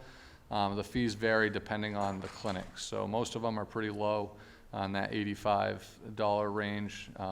The golf clinic, when it's run, is a little more expensive, obviously, because we have greens fees and things like that. So the coaching staff payroll is listed there, head coaches at a certain level, athletic trainer, assistant coaches, and then student volunteers. And then facilities, I work pretty closely with Jim Hutchinson on making sure that we're coordinating rentals with, if there are any rentals, with just facility availability based on, whatever work might be getting done in the district during the summer. And then marketing, all gets marketed through my monthly SMORE that goes out. I'll do a little plug for that. Please make sure you're reading through that. But basically anything you need to know about our department is in there or on our website. But obviously you can call the office or send me an email as well. Before the summer leagues, I only have 2 slides left. One program that we're really looking to get off the ground this year, and hopefully a very low cost or no cost program, is our track and field, youth track and field program. We're looking at a model. Our head coach, TJ Smith, and myself from a local community. And it's a really nice activity for the summer where families, for students all the way down to potentially kindergarten or first grade, can bring their children to the track one night a week, get a chance to kind of go through some of the events, walk the track, get some fitness and activity in, and it's about an hour and 30-minute session. So we're working on the details of that, but I just wanted to kind of plug it, and I know I was going to work with the elementary school principals to push that out to them as well as kind of a wellness just opportunity to come use our facility, and for the kids to learn the sport. So more information to come on that, but that hopefully will be part of the summer, or definitely will be part of the summer athletic program in some form. And these, the football passing league and the high school girls basketball summer league, both of these are kind of one and the same. I'll kind of toggle between, but basically we started this last year when we had the okay to use the facilities, and our high school teams are always traveling in the summer to join these leagues to train for the upcoming season. And because we have the new facility here at the high school, and we wanted to kind of show it off a little bit, we offered to host these leagues the past couple of years. So there's a cost per team to join the league, and that covers basically the cost of the officials and the staff that we need to work those games. Football's on Monday nights, basketball is on Monday and Wednesday nights. We have supervision for those, our coaches are there, and it's just really nice to keep our kids in Middleborough for these leagues rather than sending them off to whichever other school's hosting it. So that's it for the summer program. I just have one plug for the Booster Club. After that, any questions on summer programs? Any questions? Sure. On the Summer League ones, is that open to incoming freshmen, or is it just current high school students? So I should have made that more clear. All of the summer programs, well, I'm sorry, the leagues. The leagues, right. Okay, the leagues. Those would be open to incoming ninth graders. Okay. The other programs are mostly geared towards elementary and middle school students. Perfect, thank you. All right. The All Sports Boosters Association always has successful fundraisers, and we do a big fundraiser each season, fall, winter, and spring. And they're really student-based. The students do the majority of the fundraising. This past winter, they raised just over $16,000 with a calendar fundraiser. These funds go towards things that coaches request and then are voted on by the Booster Club board. So things like additional coaches for like a team like the track team that had 95 participants this year. We were able to pay some additional coaches to help with supervision during practices and things like that. Film editing software, various tournaments and competitions, additional equipment, uniforms, all that type of stuff. Spring fundraiser is going to be raffle tickets. They start March 25th after the first week of the season. And then the golf tournament is always the first Sunday in May at Squirrel Run. This year it's May 7th, 9 a.m., and there'll be more information coming on that too. Mr. Sylvia, I just wanted to say thank you. This work is equally as important. You know, sports are a major inroad for a student's sense of belonging. And if you've ever talked to someone who was a high school athlete or a current high school athlete, they'll talk to you about how it folds into their identity and how they learn lifelong lessons of teamwork and leadership through these opportunities. So I don't ever want anyone to think that this work isn't as important as everything else that happens in our system. I'm proud of this program. It is incredibly well run. And thank you. Thank you. Thank you. Our next item is a new scholarship that if you want to, it's in the binder. Yeah, it's in the Can we talk binder. about This that? has been a scholarship that was started sadly shortly after Mr. Catino had passed away. Everything was finalized, and Paul reached out to us early last week. And Paul, you're more than Come on welcome to up. talk about. But it was added so it could make the scholarship. It's a new scholarship, and it could make the scholarship booklet for all the students. And Frank, I'll let you talk about. Paul, I'll let you talk about the Frank Catino scholarship. First and foremost, thank you so much for letting me come and present these two additional scholarships to ensure the fact that it could be entered into the booklet and that our class of 2023 seniors would be able to apply to them. So there were two scholarships that the Catino family, as you know, that Frank Catino, a longtime math teacher here at the high school, passed away in April of last year. And the family had started a scholarship in his name, as the Catino family had had other scholarships for other members of the family as well. One of them is just a name change, that the family wanted to begin a redesign of one scholarship, which is the Frank Catino Memorial Scholarship for STEM. It's a scholarship that will be awarded to a graduating senior from Middleborough High School who will be pursuing a degree in STEM, and it will be given in memory of Frank Catino. Priority will be given to a student that demonstrates a financial need, and awardees must submit a college transcript upon completion of the first semester of college. So it's really moving from mathematics to really more of a global view in STEM. And then the second one, which is a brand new scholarship, which is really pending your approval and your support, it is called the Frank Catino Memorial Scholarship. The scholarship is awarded to a graduating senior of Middleborough High School who will be pursuing an associate's or bachelor's degree in any field. It is given in memory of Frank Catino, a Middleborough High School graduate and longtime mathematics teacher at MHS, and priority will be given to a student that demonstrates a financial need. And again, that all awardees will have to provide first semester grades for the scholarship. So it is with, we're really quite honored that the Catino family wants to continue in Frank's name and making sure the name is alive and well, and many graduates to come. So I thank you for your consideration. So Chair, I entertain a motion to accept the two new scholarships. So moved. Do I hear a second? Discussion. Hearing none. Paul, again, thank you to the Catino family. They, it was sad we lost Frank. Frank was a great teacher and obviously a great union president who I had the fortune of dealing with on a wide variety of occasions, always a gentleman. Yes. And so with that, all those in favor say aye. Aye. Opposed? It's unanimous. Paul, thank you. Thank you so much. Okay, the next item on my report is the Reed's Collaborative Agreement Amendment. This is in your packet. I will summarize for you very briefly what really the change is. If you note, this agreement hasn't been amended since 2014, so it's been a minute. Ultimately, back in 2014, there were fewer members of the collaborative, so when things and business needed to occur, it was pretty easy to get unanimous decision on certain items. That is the language that Ms. Craig is seeking to have adjusted. At this point, there is some business, some discussion of potentially bringing on additional member districts to the Reed's Collaborative. In order to even have the conversation, the previous agreement warranted all people, all members of the Board of Directors be present and then vote unanimously.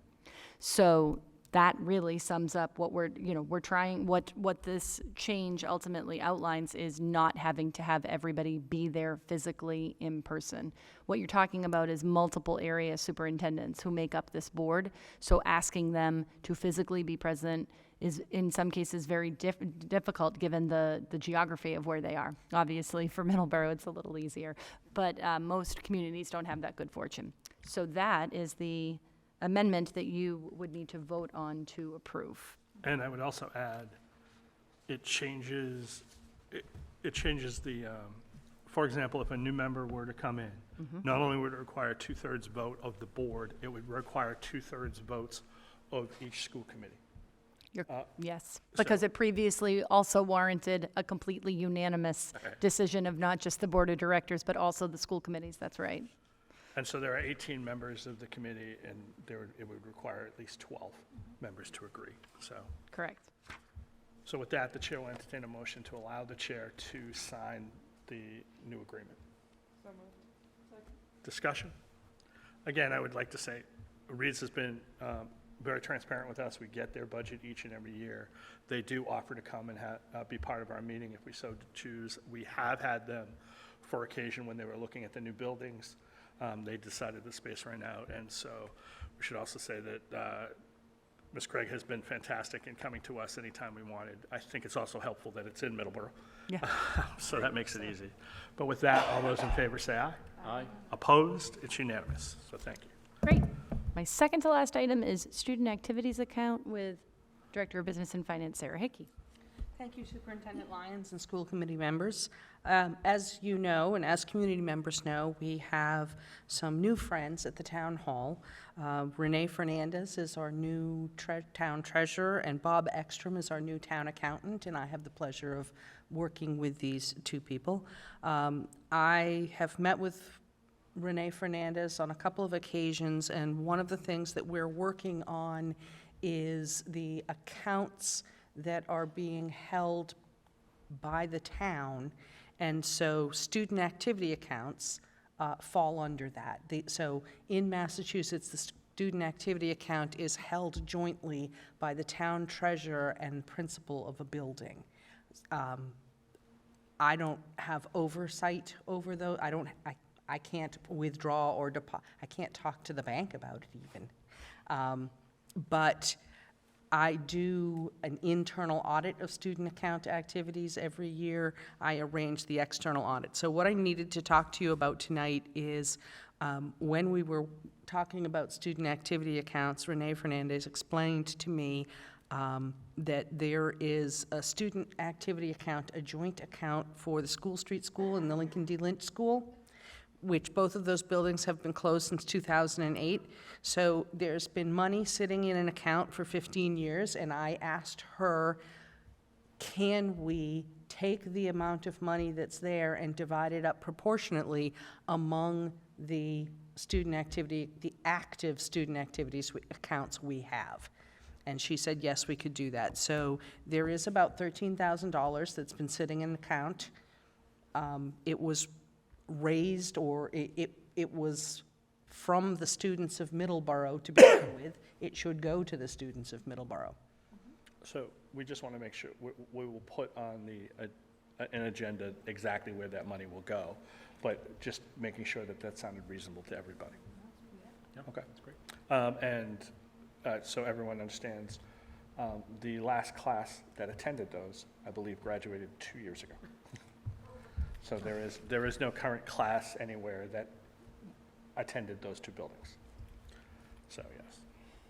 Cool. Okay, thank you, and, oh, sorry. Well, when we had our budget, our agenda-setting meeting, you said you wanted a budget update, but it didn't make it on here. No problem. I just wanted to basically to remind everybody that next meeting will be the budget hearing. It'll be very fun. Please attend. And I will say that we have to, by law, make a public hearing notice in a local paper, and we did in the Mascot Wheatley, and so that has been done, and so we are in accordance with the law for our next meeting. Great. Excellent. My final item is for our very patient visitor. I wanted to welcome the new town manager, Mr. James McGrail. If you want to come on up to our table, we'd like to warmly welcome you to Middleborough.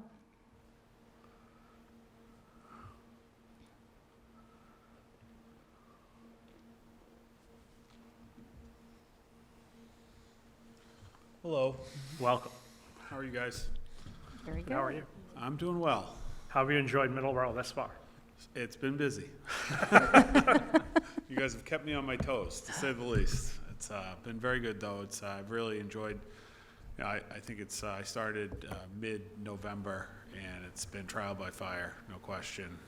But honestly, I'm feeling really good about where we're at. I had the opportunity in my first month to undertake the FY24 budget, and I think that was no better way to start my tenure here in Middleborough than that. You know, it gave me the opportunity to work with every department, including the school department, to really understand some of the pressures and priorities with all of those groups and build a budget moving forward that I think represents the town well in all aspects, and one that I truly support, so. Excellent. I mean, we had a great relationship with Bob when Bob was here. I would also add, too, that I think it's important that, for example, you know that you're welcome to attend any of our negotiation sessions. I always sort of solicit and put down with the unions that you could be a potential part of that, because it's always made sense. Bob and I would always meet and go over essentially what was the town negotiating so that we weren't creating bad blood between unions, that some people get different amounts over others. You know, I think there's intricacies in all the contracts because they're different and they deal with different professions, but it always made sense to the two of us to try to make it as close as possible, with obviously some differences. Sometimes things are a little out of whack and need to be corrected because they don't meet the market, and we need to make sure that people are taken care of. But it was always sort of that open dialogue, and I would welcome that with you too. Yeah, I certainly had that. I'm coming from the ORR, district, and I was I had a really strong relationship with the superintendent there, and basically I'm available to you any way you want me. You know, in certain instances, Superintendent Nelson wanted me to participate in the room because he thought it would help. In certain instances, he asked me to just meet with him behind the scenes. So, however you guys want to use me in that capacity, I appreciate the opportunity to be a part of it any way that you want. And I think being on the same page from the beginning is the best way to go about it. So I'm certainly ready for that. Cool, great. I can tell you Mr. McGrail has hit the ground running. He has department meetings that I attend. He's already made efforts to draw our departments together to create a unified community, which is exactly how we should behave. He's more than available. We consult regularly. We're in contact regularly. And he's always, a gracious host, and I'm excited to not be the newest kid on the block. So welcome, Mr. McGrail. Yeah, thank you. I can say the same thing about Superintendent Lyons from even before I started. We both committed to each other that our relationship is probably the most critical relationship in the town, and I still feel that way, 4 months later, so. Yes. Welcome. I'm Teresa Farley. I did have a chance to watch your budget presentation since I wasn't able to attend that meeting, and I'm also on budget subcommittee, so I just wanted to be sure that everything was looking as it should. But you did a great job. I appreciate your comprehensive presentation. Looking forward to seeing what you can do for the town. But I appreciate your willingness to continue the support of the school district, because without a good school district, the community is certainly not as strong as it could be. So I wanted to thank you for that and welcome you to our town as a town manager. Thank you. Yeah, I mean, you guys certainly have an advocate for the school in me. I served 3 years on the school committee in Sandwich. I was the chair for 2 of those years. After that, I worked in the district for a year. So I certainly know your side of it and the school side of it. And it's an important part of my mom's a retired school teacher. So I'm certainly an advocate for you. Thank you. Thank you very much. And welcome. Yeah, thank you. Thank you so much. Thanks for coming. Thanks for sticking around. Yep, sounds good. I learned a lot, actually. I'm glad I got to see the presentations, both the athletics one and the student services, both good stuff. Good information to garner. Thanks. And that completes my report for this evening. As far as our high school building project, I should mention, we haven't had a meeting, but Mr. McGrail is also on the high school building project committee. So I really don't have any updates for that. We have a meeting in March, I believe. We do. Okay. The one action item we have left is an out-of-state field trip for the Mary Kay Good to Roger Williams Zoo. Chair will entertain a motion to approve. So moved. Second. Discussion? Hearing none other than this is a normal every year field trip. We're required to approve it because it's out of state. All those in favor say aye. Aye. Opposed? It's unanimous. A couple of things on other. We had a wide variety of donations. Donations for the Family Resource Center, the prints, which are photography, as is Life Touch and Hannaford's. Yeah, sorry. Hold on, let me just pull up my packet. No problem. I don't know that And we also have a math meet field trip for the middle school, which will be going to Westport Public Schools. So I know that we had Life Touch, well, you already did Life Touch, which is our group that takes photos and they donate a percentage of the sales. The Hannaford Supermarket's donation was raised $510. Hannaford is a regular contributor. And then there were, that's the Ohio Pile. The other was the Family Resource Center. We had State Street Alpha Professional Development Participants and Mentors. They donated basic needs items for our district to the Family Resource Center, or would like to, and they are also they would like to seek that approval to ask for a donation from Lowe's in the form of totes that they would be using to cart items. And I think that's it. Okay. Any questions? Before we adjourn, just a quick note. Next meeting will be our budget hearing on March 2nd. I would point out to everybody that the superintendent and I have talked, and then we're going to sort of focus most of the meeting around the budget, except we'll have a couple things that we have to do.